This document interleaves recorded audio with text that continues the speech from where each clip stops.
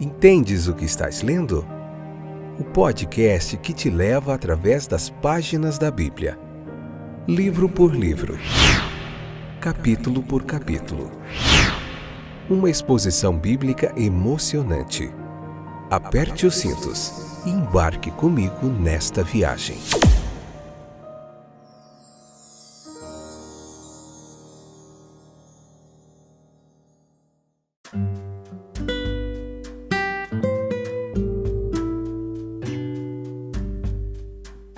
Olá, meus queridos companheiros de viagem através das páginas da Bíblia. Estou de volta, eu sou o Fábio e esse é mais um episódio do podcast Entendes o que estás lendo? Hoje Marcos capítulo 5, parte 2, episódio de número 459. Essa que é a sexta temporada.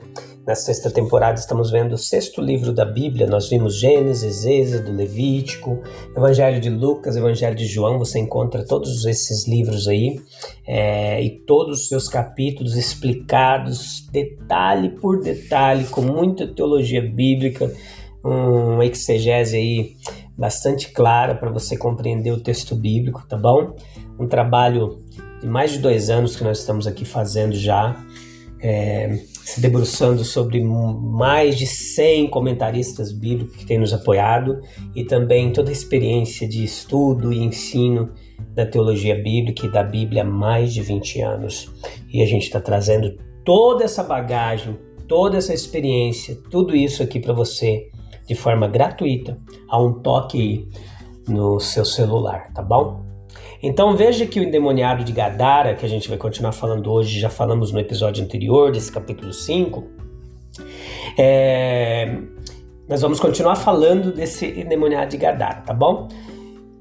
Esse é o relato mais detalhado e importante dado nos evangelhos sobre uma possessão demoníaca. Alguns se contentam em identificar esse fenômeno apenas como uma loucura, uma epilepsia. Mas quanto mais nós estudamos as obras e a palavra de Deus, mais nós estamos convencidos de que o inexplicável não é difícil de se acreditar ou absurdo para homens que se propõem a pensar reverentemente sobre o texto bíblico. Nós entramos no estudo dessa cena não com a esperança de elucidar todos os mistérios, mas com a oração de que dela nós possamos obter alguma ajuda no entendimento das coisas espirituais. Representando como em cores fortes e escuras, pode permitir-nos compreender a natureza da obra de Cristo na alma. Nós vemos aqui, nessa história deste homem, claramente um homem sob a escravidão do mal. A expressão um espírito imundo, impuro, e a estranha disposição de entrar nos porcos denotam a natureza deste homem. O conforto doméstico havia desaparecido, o respeito dos outros havia sido perdido, a vida foi devastada. Ele podia ver os dedos apontando para ele, os olhos fixos nele, o inferno escancarado para ele, e seus inimigos pareciam vir sobre ele irresistivelmente como o avanço da temida legião romana. Ele estava morando nas tumbas, um lugar sombrio, assustador, que harmonizava com seu estado melancólico. Todos os que me odeiam amam a morte. O filho pródigo deve voltar a si antes de retornar ao pai. Como esse endemoniado se corta com pedra sem se importar com a dor. Alguns destroem sua sensibilidade. Como ele era uma causa de miséria ou terror, o mesmo acontece com eles, como ele temia a aproximação de um juiz que ele não poderia enganar, de um rei do qual ele não poderia escapar, eles também. Ele era um homem rejeitando toda forma de restrição ou imposição social, regra ou lei humana. Ele não estava sem aqueles que o amavam. Eles fizeram o possível para contê-lo, para curá-lo. Mas ao verem o crescimento do mal nele, Os seus pais procuravam tornar o lar atraente, convidando companheiros que desviassem os seus pensamentos. As irmãs desistiriam até de sua vida inocente ou prazerosa para ceder aos desejos dele, para tentar apaziguar a dor dele. Mas de repente veio como que uma explosão, e aí ele teve que ser amarrado com grilhões e correntes para que não prejudicasse a si mesmo ou aos outros. Mas tudo foi em vão. Tudo isso foi em vão. A contenção humana nunca será capaz de vencer o mal. Não. Veja que ela tenta reprimir ou alterar a forma, mas não consegue erradicar o mal. A desordem e a inquietação agora vistas na sociedade, elas é como um presságio de problemas sérios, indicam uma quebra de muito em nossa civilização. Nós podemos restringir a desonestidade, a embriaguez, os palavrões desordenados, etc., para que não estejam mais em lares respeitáveis. Mas embora nós fechemos os olhos para o fato, o endemoniado apenas escapou de suas correntes e estava lá nas tumbas e tocas de nossa terra. A contenção dos pais faz muito, mas chega um momento em que a independência e a autoafirmação se fazem sentir e o pai ou a mãe só podem orar.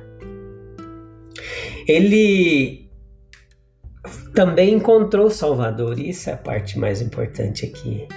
Com a sua sensibilidade mórbida, ele sabia quem era Jesus, pressentia o que estava por vir, ele se prostra, juntamente com o ousado mau uso do nome sagrado, que indica a distração e a desordem que caracterizava todo o seu ser. Mas Cristo lida com ele com sabedoria, firmeza e amor. Ele perguntou: qual é o teu nome? Ele tentou convocar o melhor eu do homem, provocar uma separação em seu pensamento, ali entre ele e o mal. Deu-lhe tempo para pensar na necessidade que tinha de ajuda e que esperança e possibilidade havia dela. Então, para os demônios veio a palavra decisiva: vá. E em pouco tempo ele seria visto sentado aos pés de Jesus, vestido e em seu perfeito juízo. Em cada um de nós o domínio do pecado deve ser quebrado. E somente Cristo pode quebrá-lo. É um apelo àqueles que há muito tempo estão sob o domínio do pecado, para que não se desesperem de si mesmos, com base no fato de que Cristo não os abandona. Foi quando seus amigos desistiram desse endemoniado como sem esperança que a sua redenção veio. Assim, quando a autorreforma se mostrou inútil, os benfeitores falham, os amigos desanimam, ele se mostra capaz de salvar ao máximo. Lidando lamentavelmente com o pecador, ele lida impiedosamente com o pecado e lança ele nas profundezas do mar. Veja no versículo 10 a petição do endemoniado. Ele rogou muito a ele que não os mandasse embora do país. Nenhuma atenção é dada a esse pedido, apesar de sua fervorosa paixão. E por quê? Por que Jesus não atendeu? O próprio homem não estava orando. Ele foi despersonalizado e obcecado pela possessão dos demônios e não era responsável aqui por suas palavras ou ações. Foi para libertá-lo dessa escravidão que Cristo se aproximou dele.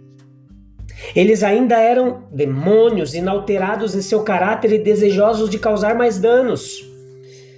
Impotentes, eles ainda desejavam fazer o mal, mas Cristo não atendeu essa petição. Agora, o versículo 12 e 13, a outra petição foi concedida.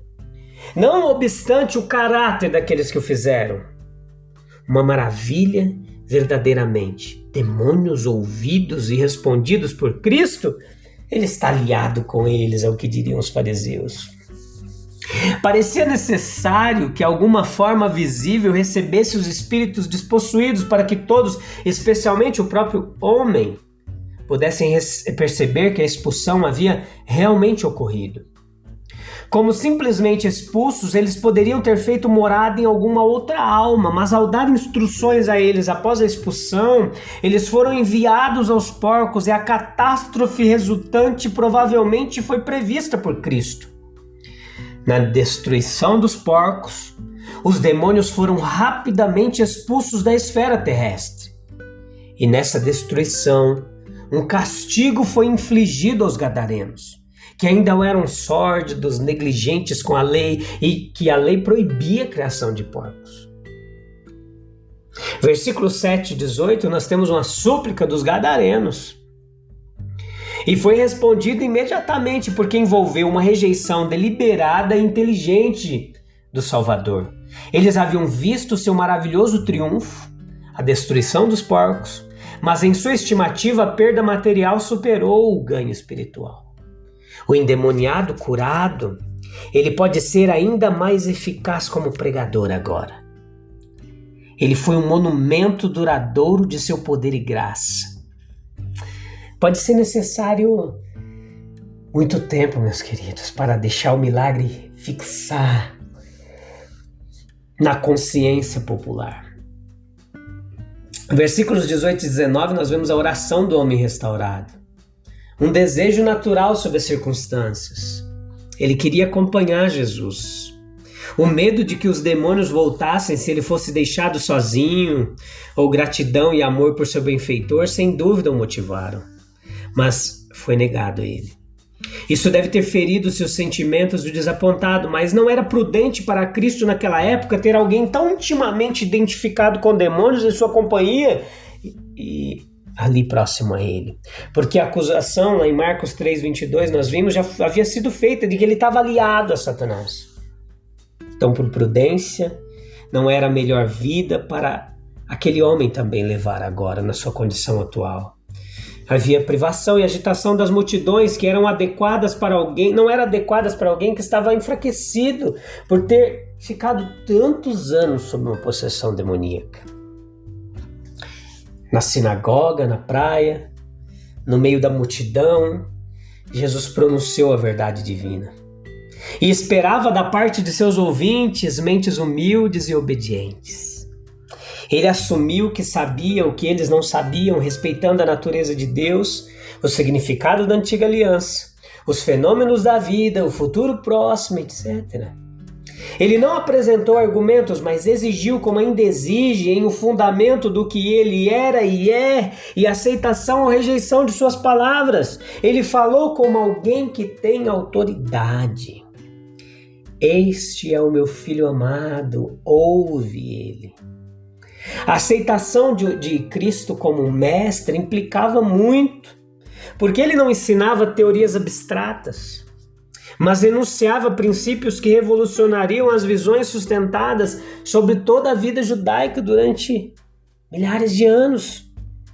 Pensamento e ação foram mesclados harmoniosamente em Cristo e devem sê-lo em todo cristão. Ele entrou nas casas do povo em Cafarnaum e em outros lugares para curar doenças, na casa de Pedro, para abençoar as crianças em outra casa, para participar da festa em Caná, para chorar com os enlutados em Betânia. Os discípulos se alegraram com essa amizade. A presença daquele amigo os livrou na tempestade. Como tal, ele se apresenta a cada coração dizendo: eis que estou à porta e bato. O milagre mais surpreendente não produzirá fé naqueles que se preocupam mais com suas posses do que com a pureza e o amor. Como Cristo havia transmitido ao homem que tinha um espírito imundo. A perda dos porcos primeiro despertou terror, mas logo depois indignação entre o povo que, com uma mistura de bajulação e obstinação, começou a orar para que ele partisse das suas costas ali, da sua região litorânea. Ele cedeu ao desejo deles. E até onde sabemos, nunca mais voltou.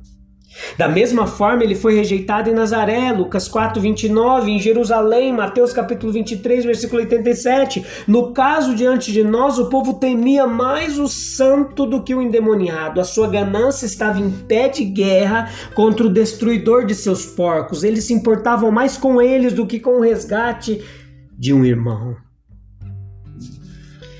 Mesmo agora, às vezes, a propriedade é defendida com mais zelo do que os direitos pessoais. Cristo estabeleceu o princípio de que um homem é melhor do que uma ovelha e expressou esse princípio em sua ação em Gadara.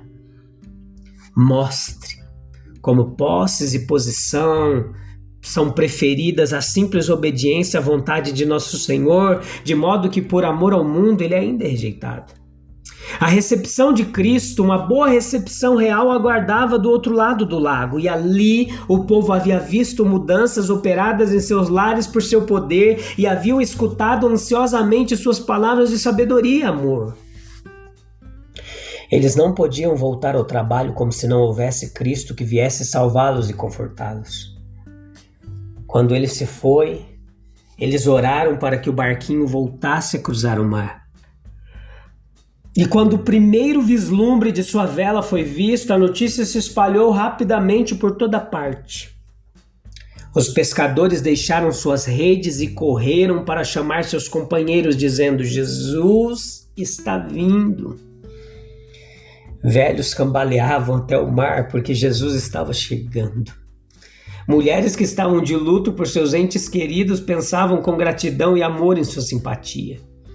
E as criancinhas deixavam suas brincadeiras no mercado para se alegrar com seu sorriso. E ele ainda vem entre nós em palavras sinceras, em canções sagradas, em pensamentos sagrados e em memórias solenes, meus queridos. Beleza? A gente volta no próximo episódio. Falta mais 2 para a gente encerrar o capítulo 5. Eu te encontro lá, se Deus quiser. Um abraço, até breve. Deus abençoe. Tchau, tchau.